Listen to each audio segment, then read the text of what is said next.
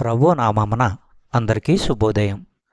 ఈరోజు దేవుని వాగ్దానము ఏమనగా, కొరింథీయులకు రాసిన మొదటి పత్రిక 16వ అధ్యాయము 22వ వచనం.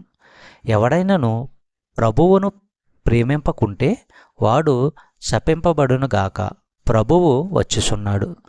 సహోదరి సహోదరులారా, ప్రభువైన యేసుక్రీస్తు పట్ల ప్రేమే ఆధ్యాత్మిక జీవితానికి రుజువు. ఆయన పట్ల ప్రేమ లేకపోవడము ఆధ్యాత్మిక మరణానికి రుజువు. మనము క్రీస్తును ప్రేమించలేకపోతే మనం ఇంకా భ్రష్ట స్థితిలో మన పాపాల్లోనే ఉన్నామన్నమాట.